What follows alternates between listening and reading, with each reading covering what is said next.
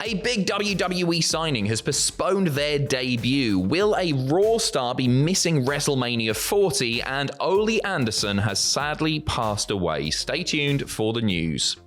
One woman a lot of people have been talking about in recent times is Julia, who is said to be leaving Stardom at the end of next month. Her contract is expiring. She was expected to be heading straight to WWE, but instead is going to be helping Stardom founder Rossy Ogawa with his new project. Yeah, this is news that came out a few weeks ago, but it has been confirmed as of today by Dave Meltzer of the Wrestling Observer Radio. When he says the reason that Julia is delaying her WWE start is so that she can at least be there to kick off the promotion for a while and get the promotion going. And then she's going to end up with the WWE at some point. But when WWE was interested in her, she basically gave her word that she would help Ogawa start out, and that's what she's going to do. She's actually postponing her debut because she's given her word. I think you got to really admire that. That's really cool, isn't it? Yeah. Like, she could head over, and like lots and lots of people are really, really hyped for her joining WWE. They've seen the stuff that she can do in Stardom. She's fantastic, and I think she'd be like a great fit in NXT if that's where she starts out. But instead, she's helping her pal out. That's tremendously nice. Loyal. Yeah, that's really nice, isn't it? He was fired by Bushiroad, wasn't there? There's all sorts of controversy. Tony Khan laughing about it on Twitter, all that sort of stuff. So to see her being loyal,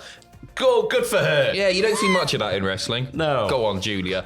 Next up, bit of a light-hearted one from a man who wasn't allowed to be in locker rooms to a man who was now stuck in a locker room in WWE. The Miz, before Raw went live, got stuck backstage in the locker room. In the video, Miz revealed that they tried everything to get the door open, but to no avail. And the multiple people could be heard on the other side attempting to open the door too. He did get out in time, thank the Lord.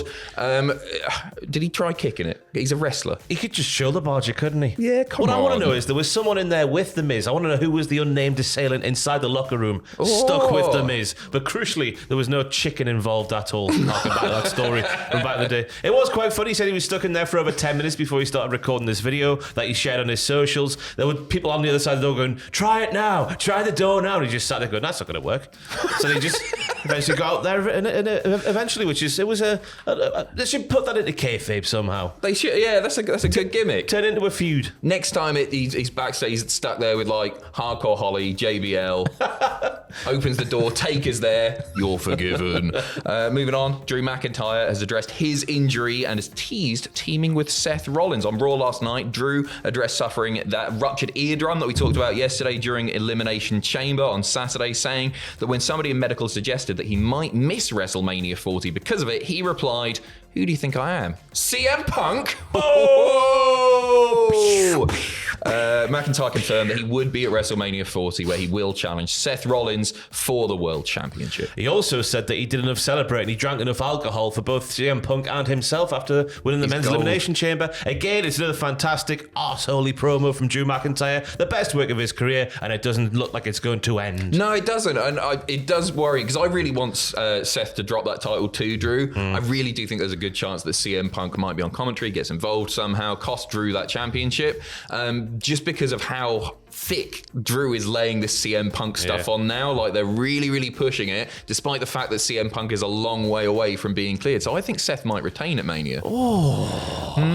Drew and Seth then had a face-to-face where Drew encouraged Seth to stay out of Bloodline business in case it taints their match at WrestleMania. Seth then tried to recruit Drew into his and Cody's war with the Bloodline, saying that if he didn't take them down, they would be coming after the world title from whoever wore it.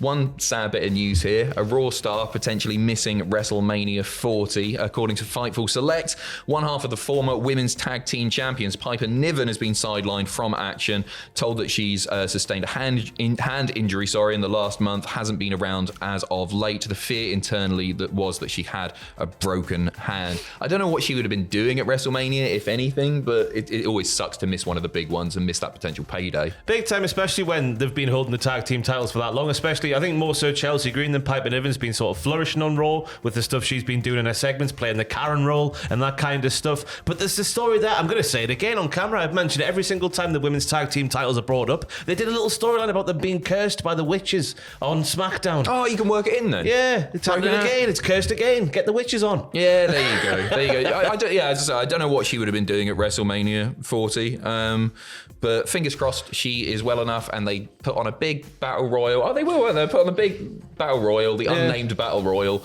and hopefully she gets her payday, because that's really what it's all about. We're finishing on some really sad news. News broke last night that Ole Anderson, former Horseman, former WCW creative team member, a guy who has done a heap of stuff in professional wrestling, has passed away at the age of 81. So he made his wrestling debut all the way back in 1967 for the AWA as Rock Rogowski, which is an absolutely fantastic name. Fantastic Ole's a brilliant name, isn't it? Ole's just Anderson. a cool, hard-sounding name. He had a fantastic head as well. A fantastic head. Just a wrestling head, you know? Oh, sorry, the brain for it. The brain, but also the actual physical head. Oh, right, you know what I'm talking about. If you're walking down the street and saw Ole Anderson, you think, ooh, I wouldn't want to trifle with him. Yes, yeah. It's a fitting tribute here on the news this morning. He was booted out of the Horseman in favour of Lex Luger back in 87, only to return to reform a few years later. His retirement ended up leading to a backstage role in WCW, as we mentioned, as part of the creative team. His most infamous storyline was the Black Scorpion angle in WCW, which was actually, it led him to being removed from the creative team. He returned to running WCW when Bill Watts was removed, but then was fired from the company as part of Eric Bischoff's new management restructuring all the way back in 1996. The news of Ole's passing broken last night by Ricky Morton on Instagram, who wrote, "Rest in paradise, Ole Anderson. You taught me so much in professional wrestling. You were tough as nails. You will be missed, my friend." Yeah, Ric Flair also tweeted out saying, "I'm forever thankful to Ole and Gene for bringing me into Crockett Promotions as a cousin. It launched my career. I'll be forever grateful for you giving me the opportunity to become who I am today. We didn't always agree with each other, but to be honest, God truth is you. And Gene started me. Rest in peace, my friend." Loads and loads of tributes floating about for the late Ole Anderson. 81 it's a decent age, and he made such a tremendous impact on wrestling. Yeah, I didn't realise it was just a storyline, brother. What do you mean? What, the brother? Ole and Arn, they look the same. They do look Two fantastic wrestling heads. Two fantastic wrestling heads. But it's worth watching those shoot interviews he did in his retirement as well, because he's a curmudgeon, but it feels like he's our curmudgeon as wrestling fans. Yeah, I've not seen any. Oh, he just what, like RF video stuff? Yeah, that sort of stuff. Yeah, he just doesn't care what he's saying and who he's talking about. It's fantastic viewing. Oh, fantastic stuff. Very nice indeed. We didn't say anything appropriate. I've just seen clips. He's going to say something horrible now. Anyway, that is it from us. We've got a list going live tonight. We're going to be talking about WWE 2K24 in our second news video, dropping at about 2 o'clock this afternoon. But we've got a 2K inspired video, which is the 10 best special guest ref matches in WWE history, if I can get my words out. Some of which you'll be able to play in 2K24. It's inspired by the return of special guest referee mode to the 2K series, something that we've not seen in a while. I was lucky enough to go down to London last week, get a bit of a hands-on session with it. It's really, really good stuff. It's great stuff. The special guest ref mode, I can't say too much because the embargo hasn't dropped just yet. It does very shortly, but the special guest ref mode features loads of new features. You know, back in like SmackDown to Know Your Old days, all you could do, you could count out, you could count the pinfall. That was about it. It's been vastly improved upon. So stay tuned for that. 10 best special guest ref matches in WWE history, dropping at 6:45 p.m. tonight. We will see you very shortly for news video 2. Take care of yourselves in a bit.